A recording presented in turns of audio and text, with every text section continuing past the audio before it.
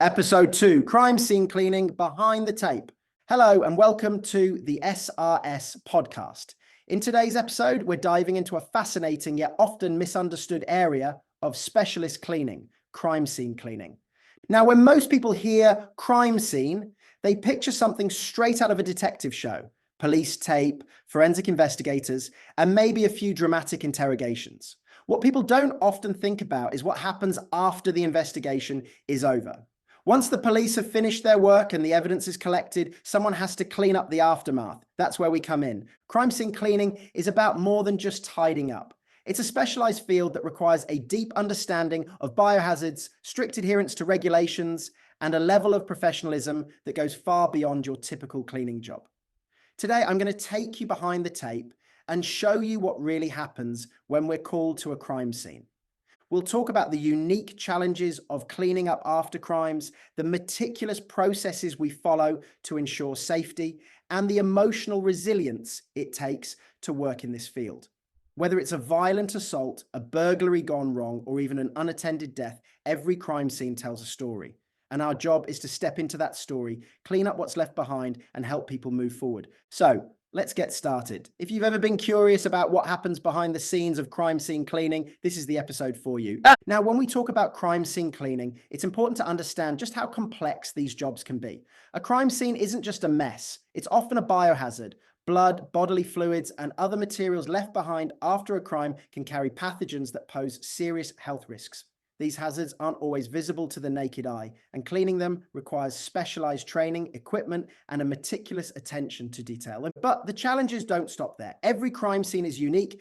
Some are contained to a single room, while others spread across multiple areas. Some involve minimal biohazards, while others are far more severe. And then there's the emotional side of it. The people impacted by these crimes are often dealing with trauma, grief, or even fear. They might be family members, landlords, or business owners, and they're looking to us to help restore their sense of safety and normalcy.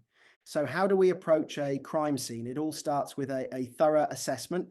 When we arrive, the first thing we do is evaluate the situation. What kind of biohazards are present? How extensive is the contamination?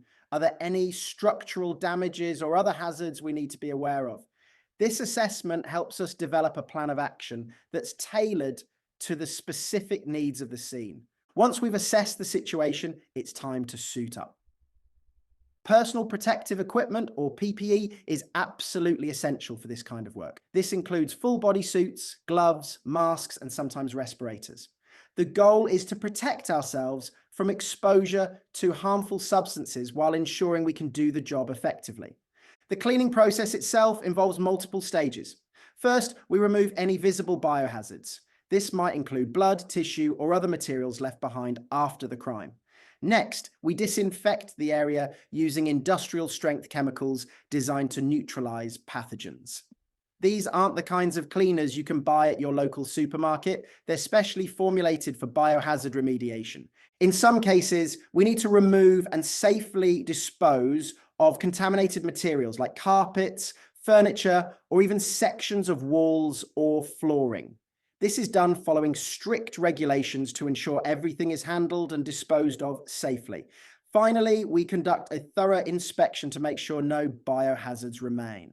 This might involve using ultraviolet light to detect hidden contamination or running air scrubbers to remove airborne particles. But crime scene cleaning isn't just about cleaning, it's about restoration. Once the space is safe, we do everything we can to bring it back to its original state. That might mean repainting walls, replacing materials, or even working with decorators to restore the space to its former condition. Our goal is to make the space feel safe and livable again. Now let's talk about the human side of crime scene cleaning. This is a job that requires not just technical skill, but also emotional resilience. When you're working on a crime scene, you're often stepping into someone else's trauma. It could be the aftermath of a violent assault, a break-in, or even a homicide. The people involved are dealing with shock, grief, or fear. And part of our job is to provide them with support and reassurance. One of the things I always tell my team is to approach every job with compassion and respect. The people we're helping are going through some of the most challenging moments of their lives, and how we treat them can make a big difference. A little kindness goes a long way.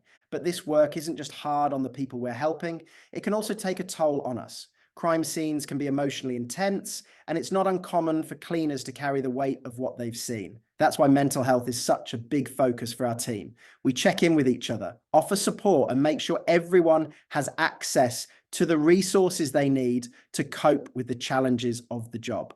At the end of the day, crime scene cleaning is about more than just removing biohazards. It's about restoring safety, dignity, and a sense of normalcy to spaces that have been touched by tragedy. It's not easy work, but it's incredibly rewarding to know we're making a difference in people's lives. So there you have it, a behind the scenes look at the world of crime scene cleaning. I hope this episode has given you a better understanding of what we do and why it matters. If you've got questions about crime scene cleaning or any of our other services, head over to our website at srsolutions.uk. We'd love to hear from you. Thank you for joining me on the SRS podcast. Don't forget to subscribe and tune in next time, where we'll be exploring the fascinating world of biohazard cleaning. Until then, take care and remember, there's always a solution, no matter how messy it seems.